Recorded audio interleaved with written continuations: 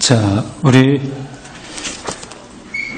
칼바르트 교회 개요 공부 15번째 하겠습니다. 작년 1월부터 시작했는데 지금 15번째입니다.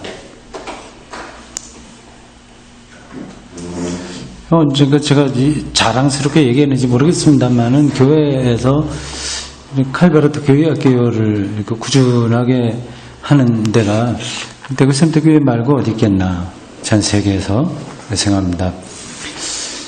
이게 고전이거든요. 고전의 특징은 한 번 읽고 끝나는 게 아니라 반복해서 읽어야 되는 겁니다. 그래서 자기가 아는 것만큼 거기에서 어떤 영적인 의미, 신학적 의미가 드러나기 때문에 그렇습니다. 바르트는 대가예요. 신학의 대가. 신학의 대가라고 하는 것은 그 영성의 대가라는 뜻이기도 합니다. 신학자는 영성가입니다. 어떤 것을 이론적으로 설명하는 것으로 끝나지 않고요. 그보다도 먼저 그가 어떤 걸 경험하는 겁니다. 영적인 현실을 경험하고 그것을 기독교 2000년 전통의 근거에서 설명하는 거죠. 그래서 우리가 이 바르트의 글들을 읽고서 탁탁 눈에 들어오지 않는다고 하더라도 그게 전혀 이상한 게 아닙니다. 이상하지 않으면서 동시에 또 중요한 거는 이렇게 잠깐 따라가게 되면 뭐가 들어오게 돼요. 그게 참 이상합니다. 한꺼번에 안 들어오겠는데 들어오게 돼요. 그러니까 바르트가 어디를 바라보고 있습니다. 영적인 현실의 spirituality, spiritual reality, 그걸 보고 있어서, 뭐, 음악가가 어떤 소리를 듣듯이, 화가가 어떤 세계를 그 표현하듯이, 그래서 음악이나 미술 이런 것들에 더 근원적인 어떤 경험들이 숨어 있거든요. 바르트가 이제 그게 있습니다. 그건 여러 가지 언어로 설명을 하는데, 그걸 우리가 자꾸만 듣다 보면, 그게 오게 돼요. 그게 전달이 됩니다. 아, 바르트가 보고 있는 게 그거구나. 근데 그런 것들은 딱 한두 시간에 딱 정리해서 끝나는 게 아니라서 상당한 그 노력이 필요합니다. 그래서 구도적으로 필요합니다. 우리가 지금 1년 뭐 몇 개월 동안 하고 있는데 이게 구도적인 거 아니겠습니까? 이거 도의 어떤 가는 길을 우리가 따라가지 않으면 안 되는 건데 참 여러분도 그렇고 저도 그렇고 참 기특하다. 우리가 이렇게 한다는 게 참 뿌듯하다는 생각이 듭니다. 15번째 고난을 받으신 분입니다. 이게 참 대단하더군요. 저도 집에서 한 2번쯤 읽었는데 재밌었습니다. 한번 봅시다. 우리가 늘 들었던 얘기죠. 고난이죠. 근데 우린 고난을 피하려고만 하는데, 뭐, 피해야 되죠. 근데, 그게, 그런 차원이 아닌 거를 여러분들은 오늘 알게 될 겁니다. 보십시오. 고딕체로 된 거면 전체 요약이니까 봅시다. 15강 160쪽입니다. 예수 그리스도의 삶은 승리가 아니라 굴욕이며, 성공이 아니라 실패이며 기쁨이 아니라 고난이다. 우리가 다 피하는 것들이죠. 굴욕, 실패, 고난. 그 삶에 의하여 무슨 삶이에요? 생명이죠. 예수의 삶이요. 실제적인 삶이요. 공중에 떠 있는 게 아니에요. 이슬만 먹고 사는 게 아니라 우리와 똑같이 먹었습니다. 먹고 똑같이 살았어요. 그래서 사람 관계에 있었고요. 시대적인 한계를 받았고요. 이전에 유대인 한 남자로서 그런 살았습니다. 그 삶에 의하여, 예수의 삶에 의하여 하나님에 대한 인간의 반역과 그것을 필연적으로 따르는 인간의 반역이요. 하나님의 아들을 그대로 받아들이지 않은 게 이제 반역입니다.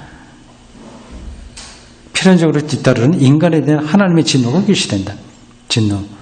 우리가 들었던 이야기입니다. 근데 이게 그냥 하나님 우리를 벌줘 뭐 이 차원을 이야기하는 게 아니에요. 하나님의 은혜로서 받아들이지 못하고 거부하는 것, 이게 하나님의 진노입니다. 그게 이제 드러난다. 그게 나타난다는 거죠.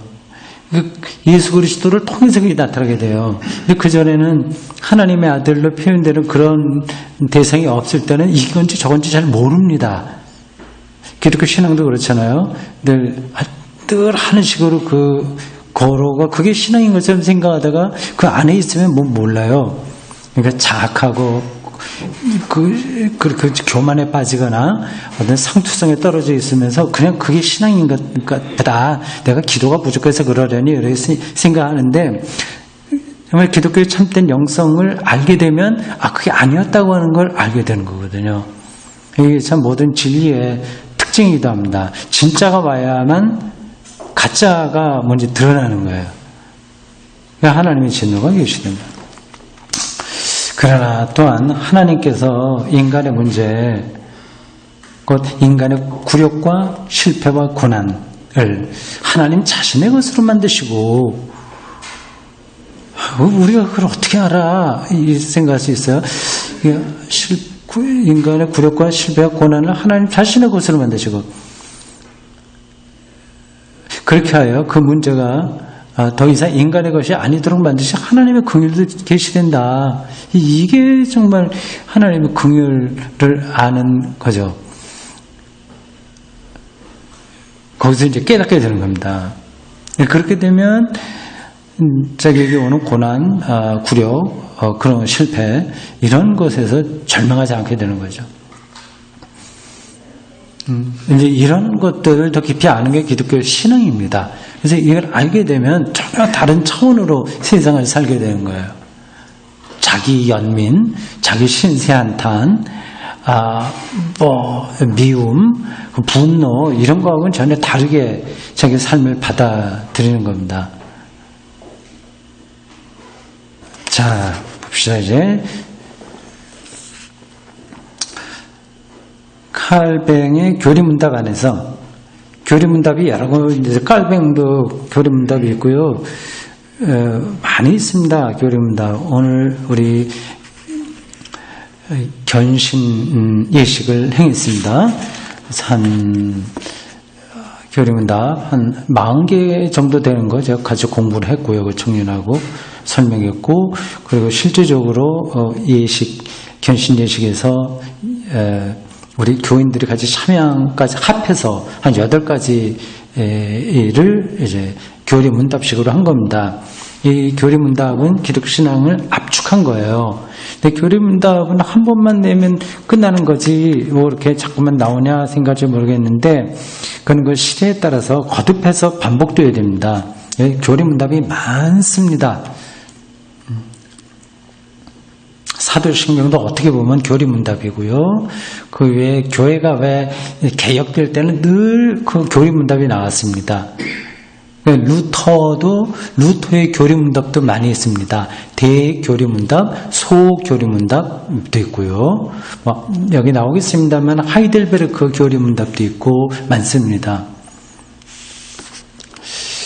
칼뱅이 만든 교리문답반에서 우리는 다음과 같은 특징적 구절을 읽는다. 예수 그리스도의 삶 중에서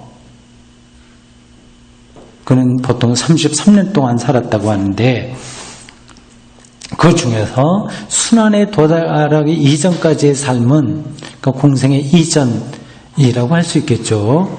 삶은 우리 구원의 본질에 속하지 않기 때문에 그는 그냥 공생애가 아닌 일반적인 삶이었기 때문에 사도신경에서 예수의 삶은 순환으로 바로 건너간다는 것이다. 칼뱅이 그렇게 표현하는 거 봅니다. 제가 칼뱅의 교리문답을 직접 읽지는 못했어요. 바르트가 지금 그걸 설명하는 중입니다. 칼뱅이 그렇게 말한 거죠. 일리가 있는 겁니다. 이 복음서에도 예수님의 공생애를 다루고 있지 그 전에 그러니까 공생애 시작 전에 살았던 삶에 대해서는 침묵하지 않습니까? 그러니까 순환으로 직접 들어간다. 칼빈이 그렇게 말했다는 거죠. 이에 대해 내가 감히 말하자면 그러니까 위대한 선생의 말에 대해서 다른 뜻을 자기가 말을 해야 되니 감히 말한다 이렇게 표현했습니다. 여기서 칼뱅은 틀렸다. 어떻게 우리가 예수의 그 밖의 삶, 공생의 밖의 삶이 우리 구원의 본질, 우리 구원에서 본질적인 게 아니라고 말할 수 있는가? 꼭 그 공생의 3년 동안만 끄집어내서 우리 기독교 신앙의 본질이라고 말해야 될 이유와 근거가 뭔가 하고 하는 겁니다. 그렇다면 순환 이전, 좀 더 구체적으로 순환이라고 하면 예수의 체포석도 되는 거, 아니면 일주일 체포당하기 전 일주일 동안 예루살렘에 들어가서 이렇게 당했던 여러 가지 어려움들이요. 보통 이제 제가 이번 주 말고 오늘 말고 그 지난 주간에 순환 전승이라고 하는 말씀을 한번 했죠. 순환 전승. 그 예수에 대한 이야기는 다 전승입니다. 다 전승. 전에 내려온 이야기예요. 그게 교회 안에 형식을 갖추어져 있었습니다. 그냥 굳이 예로 든자면 뭐 우리나라에 뭐 전래 동화 있지 않습니까? 전래 동화. 쭉 전해져 내려온 이야기 아니겠어요? 그런 식으로 교회 안에 예수님에 대한 전승들이 있었습니다. 그 중에 하나가 예를 들자면 큐 자료 같은 것들이에요. 이거는 이제 예수님의 어록집이라고 합니다. 어록. 예수님이 하신 말씀만 모아놓은 어떤 이 문집이 있었어요. 그 예수의 비유만 있는 것도 있고 하여튼 여러 가지 있습니다. 예수님의 기적에 대한 것들도 하나의 전승이고요. 그 중에 가장 큰 전승, 이 순환 전승이에요. 예수님이 체포당해서 예루살렘에 들어가서 유월절 만찬하고 그리고 성전에 가서 이게 허물나 뭐 등등 이야기, 그 성전을 청결하게 하는 것 뭐 등등해서 겟세마네 동산과 이어서 벌어지는 골고다의 죽음 등등을 순환 전승이라고 하는데, 그 이전까지 순환 이전의 삶은 무엇을 뜻하고 무슨 의미인가? 그 생각을 해야 되지 않습니까? 그것은 없어도 되는 역사인가? 그러니까 딱 단절이 돼서 공생애만이 우리들에게 의미가 있고 그 전까지는 없어도 되는가 하는 거죠. 나는 이렇게 생각한다. 칼뱅하고는 다르게 생각하는 거예요. 예수의 삶 전체가 나심, 여자의 몸에서 나심 사건부터 시작해서 그의 자라나는 모든 과정, 어머니의 젖을 먹고 형제들하고 동생들은 당연히 있었을 겁니다. 그리고 아버지라고 하는 요셉의 직업을 물려받아서, 아니면 장남이니까 당연히 해야 되는 그러한 목수활동, 그리고 동네의 여러 사람들과의 어울리는 일들, 그 모든 삶 전체가 그분은 고난을 받으셨고의 구절의 시작점에 관계된다. 그게 출발이지 그걸 빼면 안 된다고 하는 거죠. 우리는 칼뱅에게서 제자들이 가끔씩 그들의 위대한 스승보다 더 잘 통찰할 수도 있다는 한 기쁜 사례를 발견한다. 그 제자가 선생보다 낫다는 그런 사례가 칼뱅의 제자들에게서 이제 발견된다고 하는 겁니다. 칼뱅이 정말 위대한 사람이었지만 그래도 제자가 나은 부분도 좀 있다고 하는 거죠. 칼뱅의 제자인 올레비아누스와 우르지누스가 작성한, 여기 나오네요. 하이델베르크 교리문답의 질문 37번은 이렇게 묻고 답한다. 하이델베르크 교리문답, 하이델베르크라고 하는 도시가 있습니다. 아주 유명한 독일의 중부에 있는 도시입니다. 철학도 유명하고 신학도 대단하고요. 하이델베르크 대단합니다. 거기 뭐 관광객들도 많이 가는 데예요. 하이델베르크. 거기서 이제 만든 교리문답을 가리켜서 하이델베르크 교리문답이라고 합니다. 37번 이렇습니다. 고난을 받으셨다는 말은 무엇을 의미합니까? 이렇게 묻는 거예요. 그럼 답을 해야죠. 그분은 몸과 영혼을 통해, 몸과 영혼을 통해, 이 총체 전체, 인간 총체라고 하는 뜻입니다. 몸과 영혼을 통해 땅 위에서의 그분의 생애의 전체 시간에서, 공생애만이 아니라 전체 시간에서 특히 삶의 마지막에서 온 인류의 죄에 대한 하나님의 진노를 짊어지셨다. 그러니까 마지막 순환 전승이 중요하지만 그렇다고 해서 그것이 예수님의 그 전의 모든 삶을 빼버리는 건 아니다. 그것까지 포함해서 다다. 이렇게 칼빈하고는 좀 다르게 그의 제자들이 하일레베르크 교리문답 37번에서 설명했다고 하는 겁니다. 근데 이런 것들이 뭐 그렇게 중요하냐 생각할지 모르지만 중요하기 때문에 지금 설명하는 겁니다. 이런 거를 천천히 토박토박 아주 세세하게 잘 공부해야만 기독교 신앙의 중심을 붙들 수 있는 거예요. 그래서 신학교에 가면 이러한 공부를 많이 합니다. 신조에 대한 공부, 교리사에 대한 공부, 이게 아마 일반 신자들은 저거 신앙생활하는데 뭐 중요하다고 그냥 기도 좀 열심히 하고 좀 인격적으로 성실하게 하고 또 적당하게 뭐 창세기부터 요한계시록까지 그 전체 이야기를 좀 알면 됐지. 무슨 교리문답, 신조, 뭐 교리사 이런 거 할 거 뭐 있냐. 일반 신자들에게는 여건상 하긴 힘들긴 하지만 그게 빠져버려. 그런 게 없으면 기독교 신앙은 모래 위에 세운 집이 되는 거죠.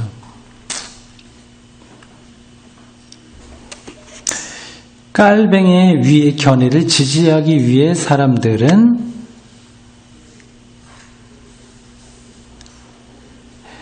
깔뱅의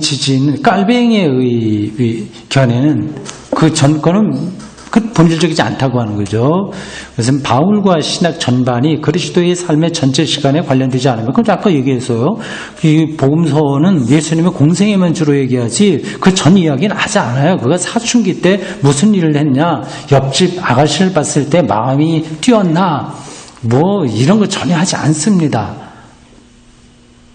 그런 거 본다거나 사도행전에 따르면 사도들도 특징적 그로 그것에 관심을 갖지 않았던 것으로 보인다는 사실을 인용할지 모른다. 봐라. 사도행전에도 보면 예수님에 대해서 그는 고난받고 십자가 달리시고 어떻게 하시고 그랬다고 하는 것만 이야기하지.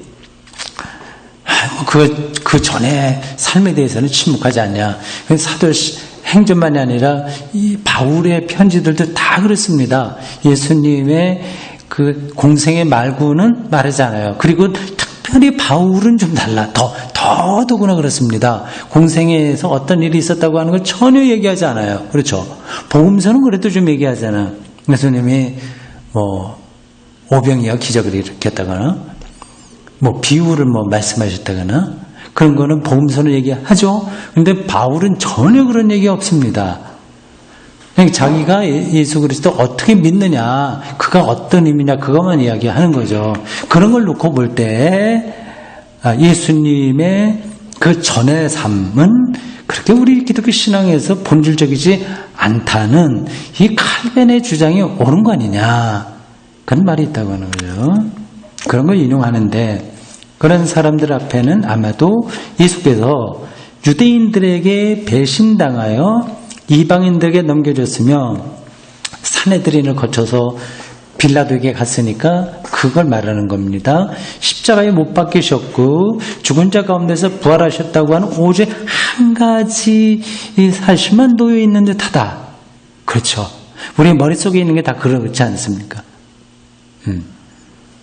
그러나 그리스도교적 원식 공동체가 그들의 시선을 완전히 십자가에 못 박히고 부활하신 분에게 집중시켰다고 해도 그것은 배타적인 게 아니라 그의 삶 전체를 부정하고 공생애만 이야기하는 게 아니라 포괄적으로 이해해야 된다.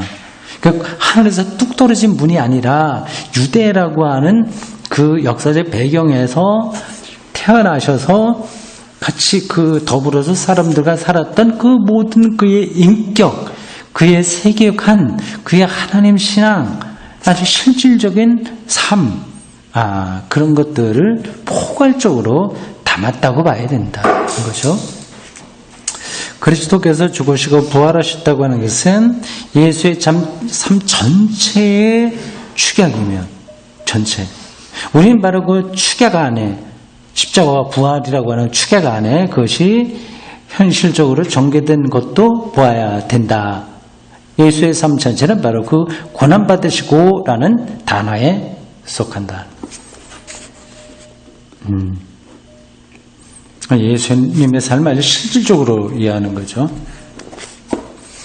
그럴 때 예수님과 우리가 가까이 다가갈 수 있습니다. 그렇지 않으면 저분은 신이야. 그러니까 우리처럼 살았던 게 하나도 없을지 몰라. 이런 식으로 생각하게 되는 거죠. 이것이 최고로 놀라운 사실이며 지금까지 우리가 서술해왔던 모든 것이 바로 이 사실을 향할 준비가 되어 있다. 앞에서 말한 모든 것들이요. 예수님, 하나님과 관계된 것부터 시작해서 예수의 모든 삶에 대한 이야기가 다 이것에 관계된다 하는 거죠. 부활은 좀 뒤에 나옵니다. 예수 그리스도 하나님의 유일하신 아들, 그 단어 하나하나 보십시오.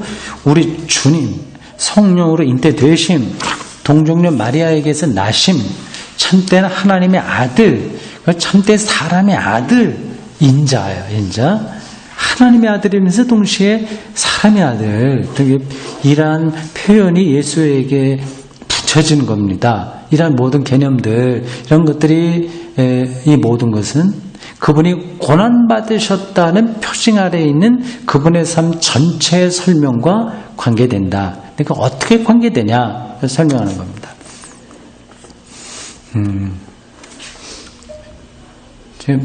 이게 아주 재미있게 여러분들이 읽지 않을지 모르겠는데 그래도 고난이라고 하는 이 문제가 굉장히 포괄적인 거로구나 하는 느낌은 들죠. 이게 우리가 어떤 세계의 기독교 영성 세계로 한 발 한 발 들어가는 겁니다.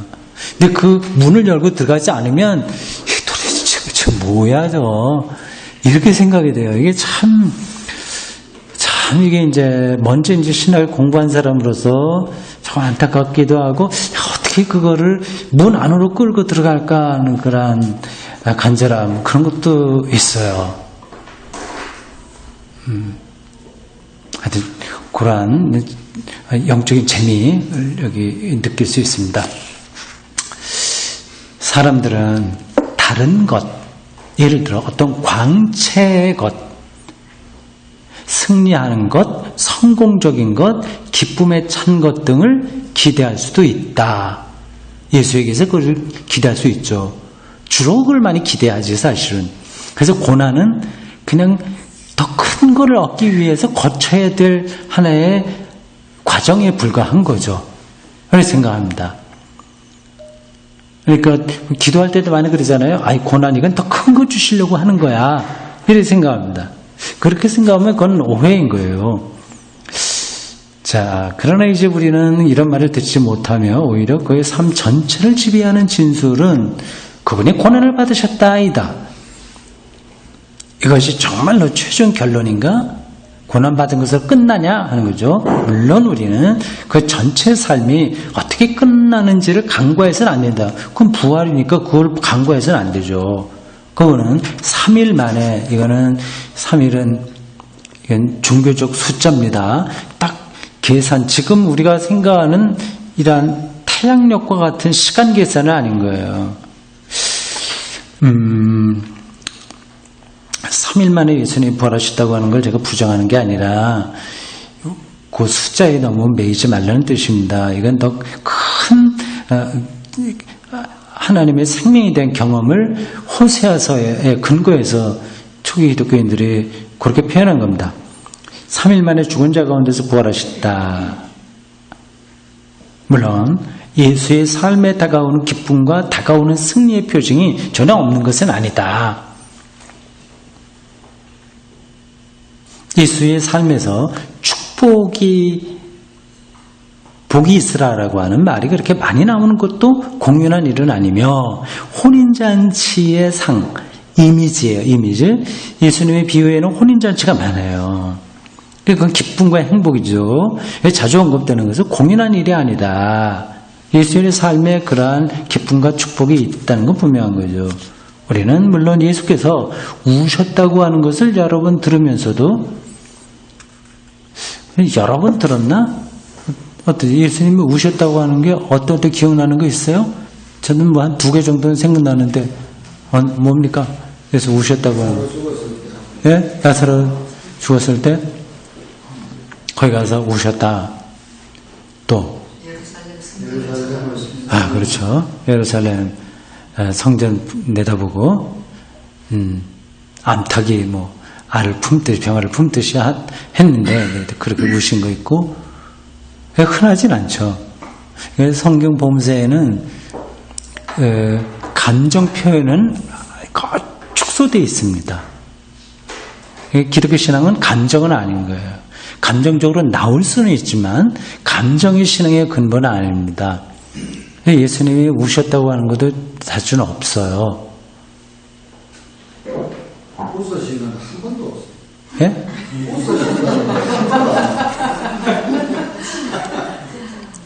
그 얘기가 지금 거기 나온다니까. 거기서 그렇죠. 그분이 웃으셨다라고 하는 것을 결국 듣지 못하는 것을 이상하게 생각하지 않을 수 없지만, 그러나 또한 그분의 고난의 전체 과정 중에 또한 어떤 희미한 기쁨의 빛을 엿볼 수 있음을 확인해야 된다. 웃었다고 하는 표현은 없어도 그 삶의 기쁨의 빛 이런 것들이 스며들어 있다고 하는 것을 우리가 놓치면 안 된다는 거죠. 그 기쁨은 그분 주위의 자연, 아이들로부터 오는 것이었으며 무엇보다도 그분의 실제 존재하는 삶과 파송, 하나님에게 보냄받았다고 하는 것에 대한 것이기도 했다. 하나님이 나를 보내신 것 같이 내가 너희들을 보낸다. 이런 것들이요. 참 얼마나 기쁘겠어요. 그거를 느낀다면. 하나님 나를 파송했다고 하는 이건 자만이 아니라 어떤 거룩한 것에 사로잡히는 영적인 감동인 겁니다. 또 우리는 그분이 하나님께서 그것을 지혜자들에게는 숨기셨고 전무기들에게는 공개하셨다는 사실을 기뻐하셨다고 듣는다. 참 그렇죠. 근원적인 것은 지식의 문제가 아닙니다. 소위 말해서 가방끈하고는 관계가 없어요. 그거는 어떤 가방끈은 뭘 이해력은 높여줘요. 그러나 하나님의 지혜는 감춰져 있는 거기 때문에 그러한 이해력만 갖고는 도저히 되지 않습니다. 그리고 그 이해력이라고 하는 것은 오히려 그걸 거부하게 만들 수 있어요. 자기가 알고 있는 방식으로만 어떤 걸 이해하는데 딱 고정돼 버리기 때문에 그렇습니다. 그리고 예수의 기적들 안에는 승리와 기쁨이 있다. 치유와 도우심은 현장에서 인간의 삶 안으로 들어온다. 고치시고 도우시는 것. 그게 참 우리의 삶을 역동적으로 만드는 것들입니다. 그곳에서 누가 등장하셨는가 하는 것이 가시화되는 것으로 보인다. 하나님이 등장하셨다고 하는 뜻일까요? 이건 직역이라서 조금 잘 이해가 안 됩니다. 넘어갑니다. 제자들이 예수께서 이 세상에서 가능한 것보다 더 희게 되신다는 것을 보았다고 하는 변화산 사건에서 바로 그 삶의 또 다른 측면, 곧 종말이 그분의 시작과 근원을 선취하면서 가셔야 된다. 그 문장 정말 까다롭죠?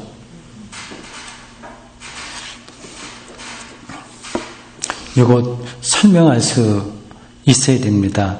그럼 있어야 된다는 게 아니라 이게 무슨 뜻인지는 이해를 해야 되는 거죠. 변화산 기사, 이걸 갖다가 그냥 동화처럼 생각하시면 안 되는 거예요. 뭐 거기 엘리야가 나타났다, 엘리야하고 또 모세가 나타났다, 뭐 그런 식으로요. 그렇게 표현되고 있지 않습니까? 근데 그게 말하려고 하는 것은 우리 삶의 다른 측면, 그분의 측면인 종말은 뭐예요? 생명의 완성이거든. 정말이 그분의 시작과 근원을 선취하면서 가시게 된다. 그걸 본 거예요. 이거 다른 측면이라고 하는 거를 조금 생각하셔야 됩니다. 우리는 어디에 고착돼 버렸어요. 세상을 보는 게. 물리학에서도 그렇습니다. 여러분 그런 말 들어보신 적이 있는지 모르겠습니다. 다중우주론 들어보셨어요? 우주가 다중적이다. 우리가 보는 이 방식의 우주, 별이 있고 지구가 있고 꽃이 있고 많은 것들이 다 이게 우리가 경험하고 있는 그런 우주입니다. 근데 이게 이 식으로 우리가 경험하지만 여기 또 다른 우주가 여기 안에 있다고 하는 거예요. 말이 이상하죠? 뭐가 우주가 따로 있어? 이게 다 이건데. 근데 물리학에서도 그 다중우주를 말하지 않으면 이해되지 않는 물리 현상들이 많은 거예요. 이거를 내가 아는 식으로 조금 바꿔서 얘기하면 이렇습니다. 지금 우리는 어떤 사람이나 뭘 볼 때 형체로 이해를 해요. 저 사람 어떻게 생겼다. 저건 뭐 고양이다. 저런 건물이다. 이런저런 걸 합니다. 형체로서 봐요. 그러나 그게 아니라 원소의 차원에서 이 세계를 본다면 전혀 다른 겁니다. 이 세계는 원소면. 원소 소립자 아주 거기서 보면 사람이나 뭐나 이게 아무 차이가 없는데 여기 나무 속에 있는 게 내 몸 안에 있고 내 몸 안에 있는 게 다른 동물에 있고 식물에 있고 다 그런 거 아니겠습니까? 그건 맞잖아요. 실존적인 사실이잖아요. 그러니까 원소의 차원에서 보면 전혀 세상이 다르다고 하는 겁니다.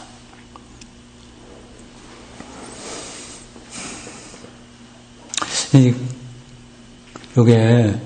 예수를 통해서 삶의 다른 측면을 이제 제자들이 경험한 거예요. 그러니까 종말이 선취되었다. 예수 그리스도를 통해서. 그래서 예수 그리스도의 시작과 근원은 바로 종말의 선취다. 그거를 경험한 겁니다. 선취는 끌어당기는 거예요. 그러니까 생명의 완성입니다. 죄가 그러니까 종말의 생명 완성이니까 죄가 이미 용서됐어요, 안 됐어요? 용서된 거야. 그러니까 율법의 지배를 더 이상 받지 않아도 되는 거예요. 전혀 다른 차원에서 인간을 바라보게 됩니다. 그러니까 세리나 죄인이나 이런 사람이나 바리새인이나 서기관이나 그런 걸로 사람 평가를 안 하게 되는 거예요.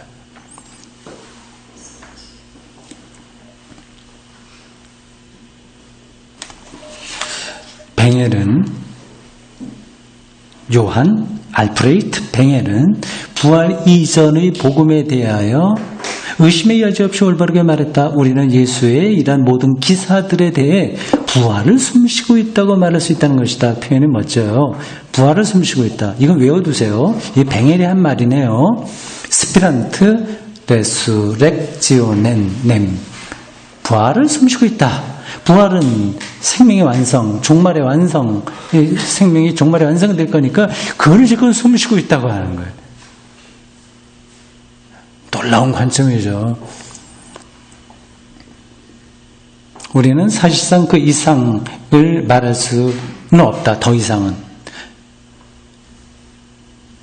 거기까지 우리 인식의 한계인 거예요. 근데 제자들이 예수에게서 그걸 경험했습니다. 그것에 등장하는 것은 시초, 그리고 종말로부터의 향기이며 승리의 신성으로부터 향기다. 그 문장은 그냥 문학적으로 멋있게 표현한 건데 지나가면 됩니다. 근데 그런 것들이 예수의 삶에 종말의 성취니까 승리와 빛의 광채 이런 것들이 있다고 하는 것을 우리가 놓치면 안 된다고 하는 겁니다. 그리고 지혜로운 자가 아니라 오히려 어린아이 같은 자들에게 하나님의 비밀이 열렸다고 하는 그 기쁨 그런 것들을 예수가 다 뚫어보고 있다고 하는 것, 그건 전제하는 겁니다. 그럼에도 불구하고 예수 삶의 현재는 현실적으로는 처음부터 고난이다. 네, 거기서부터 이제 고난이 어떤 건가가 쭉 설명됩니다. 설교처럼 말한다면 예수가 그런 고난을 당했으니 우리가 당하는 고난 마땅히 우리가 또 감당해야 되겠죠. 복음서 기자인 누가와 마가에서 예수의 유년 시절과 더 나아가서 그분의 베들레헴 마구간에서의 탄생은 의심이 여지없이 고난의 표징 아래 있다.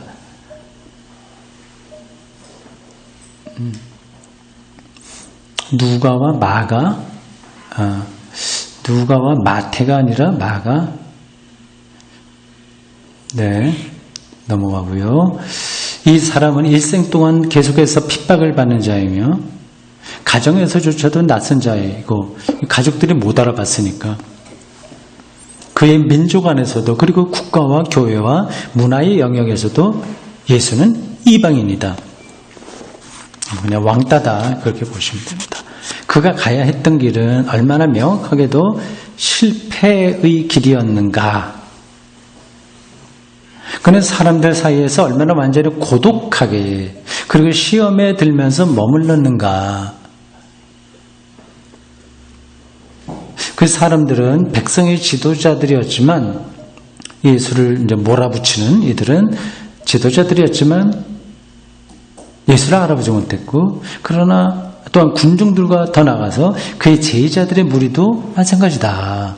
유대교 지도자들만이 아니라 일반 군중들도 그렇고 제자들마저도 사실은 마찬가지다. 그런 제자들이라고 하는 가장 좁은 영역에서 늘 같이 있었으니까 자신의 배신자를 발견하게 될 것이며 너는 반석이라고 말해주는 바로 그 사람이 예수가 너 반석이야, 베드로야 이렇게 말해주지 않습니까? 그런 말을 받은 사람이 자신을 3번 부인하는 것을 보게 될 것이다. 그리고 마지막으로 그때 그들 모두는 그를 버리고 도망했다라고 전해질 수 있는 사람들이 다름이 아니라 그의 제자들이다. 십자가 앞에서 모두가 다 도망가는 거죠. 백성들은 합차하며 외친다. 그를 제기하라. 바라바냐 뭐냐 예수냐 해서 그를 십자가에 못 박으라. 바라바를 해방식 석방해라 그죠. 예수의 삶 전체는 그런 고독 속에서 실어내며 그와 같이 이미 십자가의 그림자 안에 있다. 그의 현실 삶이 십자가 고난의 그림자라고 하는 겁니다. 참 인간적으로 볼 때 예수님은 불행하셨어요. 저희 제자들에게마저 이렇게 부인 당하고요. 그랬으니 어디가 있겠습니까? 우리가 그냥 낭만적으로 좀 생각하는 게 아니라 그 인간의 역사라고 하는 겁니다. 그냥 계속 배반하고 부인하고 어떤 사람들을 마녀 사냥하고 몰아붙이고 그런 식으로 인류 역사가 진행되고 있습니다. 그걸 우리가 현실적으로 뚫어봐야 돼요. 그러니까 그런 일이 일어난다고 해서 크게 실망할 것도 없습니다.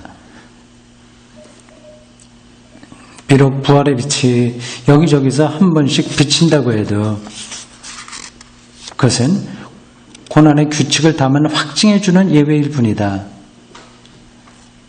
사람의 아들은 반드시 일어나 예루살렘을 향해 나아가야 하며 반드시 그곳에서 정죄되고 채찍에 맞고 십자가에 못 박혀야 한다. 제3일에 부활하기 위해서 그러하다. 근데 부활하기 위해서 고난받고 십자가 졌다는 뜻은 아닙니다. 이건 문장의 뉘앙스가 그렇게 들릴 수 있는데 그건 아닙니다. 부활했다고 하는 사실이 확실하니 이렇게 표현한 겁니다. 부활 이전에 예수의 고난은 현실이다 하는 거죠.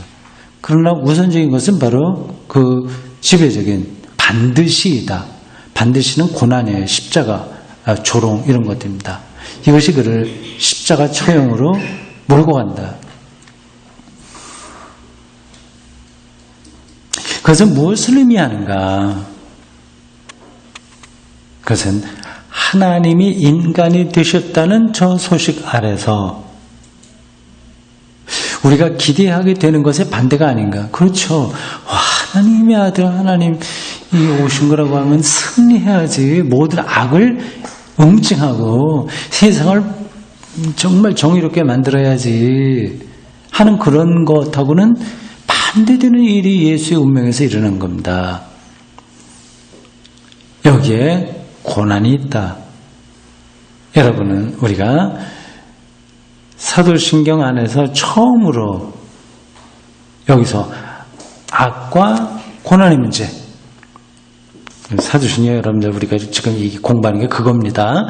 앞에서 나는 전능하신 하나님이 창조하신 걸 믿습니다. 쭉 나온 설명 말이에요. 근데 쭉 진행되다가 여기서야말로 처음으로 악과 고난의 문제, 사악함의 문제와 마주친다는 사실을 주목해야 된다. 앞에는 그런 얘기는 없었어요. 물론 우리는 이미 여러 번 그 문제와 관계해야만 했다.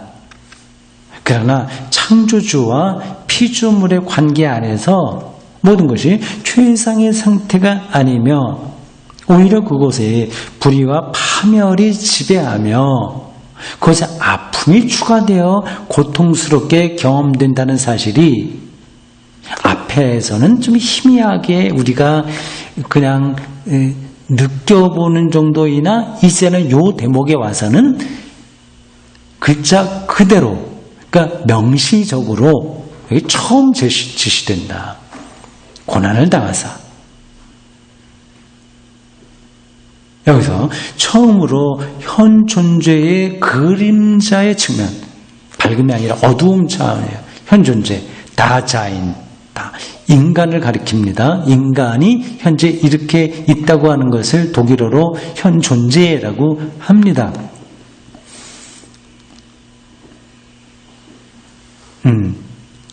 그러니까 산이 있다고 하는 것, 강이 있다고 하는 것을 인식할 수 있는 것은 인간이기 때문에 그래요. 인간에 의해서만 그것이 실체로 드러나기 때문에 인간을 다자인, 거기 있는 것, 그렇게 철학적으로 표현합니다. 그림자 측면에 우리 시야에 들어온다. 말하자면 창조주 하나님에 관해서 언급하는 첫 조항에서가 아니라 여기서 그렇다. 하나님의 아들, 창조주의 아들에 대한 이야기에서 그렇다. 하늘과 땅으로서의 피조물의 서술에서가 아니라 피조물이 되신 창조주의 실존에 대한 서술에서 악이 등장하며, 고난은 악의 문제니까 악이 등장하며 바로 여기서 또한 죽음이 멀리서부터 보이기 시작한다. 골고다의 그 죽음이 저기서 이제 보이기 시작하는 거죠. 사태가 이러하다는 것은 어떤 경우이든지 악의와 사악함에 대한 어느 정도 독립적인 서술의 제한이 두어져야 함을 뜻한다. 이건 좀 까다로운 표현인데 창조주를 얘기할 때는 아직 들어오지 않았어요. 악의 문제가. 그러니까 하나님이 인간이 됐다고 하는 그 예수 그리스도에 대한 서술에서 악이 이제 설명되니까 그 제한적으로 그 안에서 이 말이 나왔다는 뜻입니다. 후대에 그렇게 서술하려고 시도했을 때 어떻게 서술해요?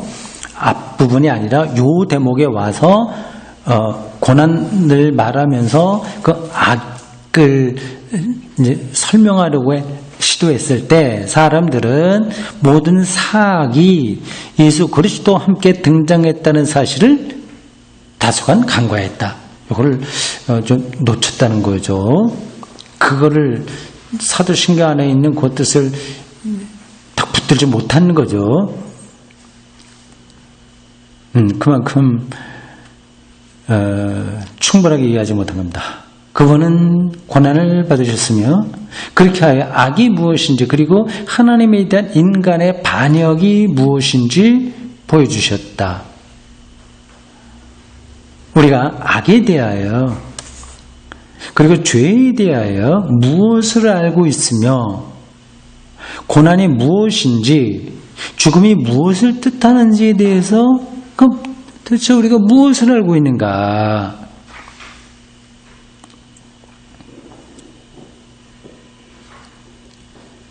여기서 우리는 알 수 있다. 그리스도에게서 알 수 있다는 거죠. 여기서 이러한 어둠 전체가 악과 고난이 다 포함한 겁니다. 그런 것들이 그것의 현실성과 진실성, 진리성 안에서 드러난다.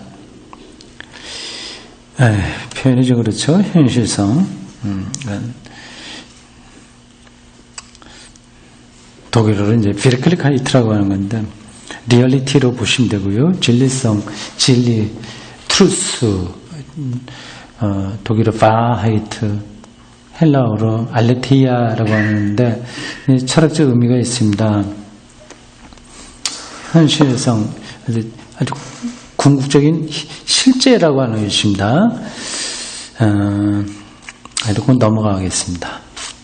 여기서 인간이 되신 하나님인 예수 그리스도 사건에서 소송이 제기되고 하나님을 소송한 거예요. 말하자면 심판의 판결이 내려지며 하나님을 죽인 거죠. 말하자면 니체라고 하는 사람이 한 말 중에서 우리 기독교인들이 기분 나쁘게 생각하는 것이 이거죠. 하나님 죽었다 얘기했어요. 사실은 이미 신학 성서가 그 얘기를 하고 있는 겁니다. 예수가 죽었다고, 예수를 죽인 거죠, 사람이요. 그 권력이 죽인 건데, 그래서 신을 죽인 겁니다.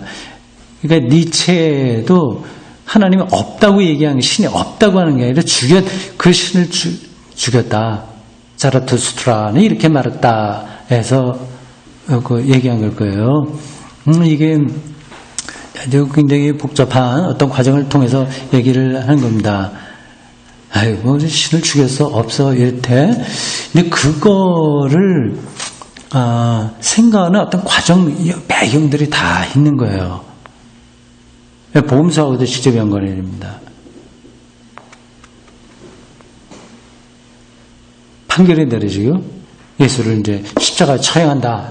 여기서 하나님과 인간 사이의 관계가 현실적으로 눈에 보인다. 하나님을 거역하고, 하나님을 죽이는 데까지 가는 인간의 그 역사, 현실이 우리 눈에 보인다는 거죠. 여기서 볼 수 있게 되는 그것과 비교할 때 아주 그런 극단적인 건데, 신을 죽이는 거니까, 우리의 탄식이란 뭐고, 우리의 탄식은, 내가 돈을 사기당했네, 우리 자매들이 이렇게 말썽을 부리나, 이렇게 등등등등. 그런 것들이죠. 도대체가 이게 굉장히 작은 거예요. 어떻게 보면요. 그래도 거기에 우리가 정신없이 매달려 있어요. 그게 어쩔 수 없긴 한 건데 도대체 우리의 탄식이란 무엇이고 인간의 어리석음과 죄성 그리고 세상의 타락성에 대하여 인간이 스스로 안다고 생각하는 그 모든 것들이 도대체 뭐며 고통과 죽음에 대한 모든 사변이란 무엇인가?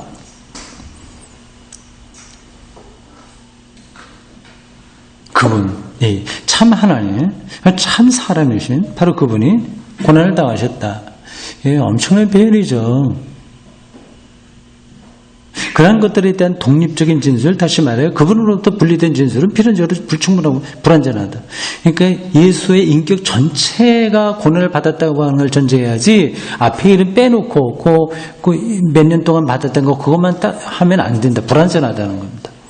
바로 그 중심으로부터 이루어지지 않는다면 예수의 인격 전체의 중심에서 이루어지지 않는다면 그것은 언제나 비본질적으로 전해진 셈이 된다. 그렇게 보면 좀 비본질적이다. 중심의 그 인간은 예수죠.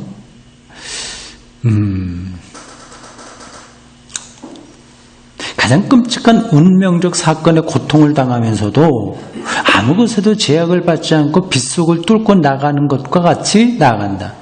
그냥 담백하게 이렇게 툭툭툭툭 나가요. 유다가 자기 배신하고 입 맞추고 하는 거. 그래 네 할 일 해라 한다거나 그게 나갑니다. 툭툭툭 치고 나가는, 이게 이제 빗속을 뚫고 나가는 것 같이 나간다고 하는 거예요. 이게 독일어 어떤 표현 같습니다. 이 사실이 오늘 우리 앞에 놓여 있다. 우리에게는 고통이든지 악이든지 그분의 그런 고유한 현실성 안에서 닥쳐오는 것이 아니다. 고유한 그분만이 감당해야 될 그 현실성 안에서 닥쳐오는 것이 아니다. 다르다고 하는 것일까요? 조금 더 가보겠습니다. 이제 우리는 이것을 안다. 그렇기 때문에 우리는 우리의 죄와 허물에 대한 인식으로부터 언제나 또다시 벗어날 수 있다. 하나님 자신이 그렇게 고난당하셨기에 우리의 그런 죄와 허물 이런 데서 완전히 우리가 끝장나거나 절망하는 게 아니라 다시 벗어날 수 있다. 그런 뜻으로 보여요. 본질적인 인식은 오직 우리가 그분, 곧 참 하나님과 참 사람이신 분이 고난을 받으셨다고 하는 사실을 인식하는 곳에서만 우리에게 온다. 이게 참, 이것도 감정적인 차원의 문제에 속하는 게 떨어지는 게 아닙니다. 참 하나님과 참 사람이신 분이 고난 받으셨다. 사실 인식하는 데서만 우리는 우리의 죄와 허물에 대한 인식으로부터 해방된다고 하는 거죠. 그러면 우리가 용서 못할 대상은 없죠. 자기 자신도 용서하게 되죠. 다시 말해 고통이 무엇인지 보기 위해서는 믿음이 필요하다. 예수 그리스도의 믿음이 필요한 거죠. 정말 참된 고통이 뭔지를 알려면 자기의 신상탄에 떨어지는 게 아니라 예수의 고통에 참여하는 것입니다. 여기에 고통이 있다. 우리가 고통이라고 아는 다른 모든 것은 바로 여기서 발생한다는 것과 비교한다면 비본질적인 고통에 불과하다. 우리 고통은 비본질적이다. 신으로부터의 버림받음보다 더 큰 고통이 어디 있겠습니까? 여기서에 비로소 피조되는 우주 전체 안에서 은폐되거나 혹은 공개되면서 고통을 겪게 된다는 사실이 인식될 수 있다. 다시 말해 고통은 그분이 겪으신 고통에 참여하는 중에 겪게 된다. 예수 그리스도와 하나 됨으로써 그것을 맛보게 되고 그러는 준비가 된 사람이라고 하면 자기의 죄와 허물로부터 해방받는다.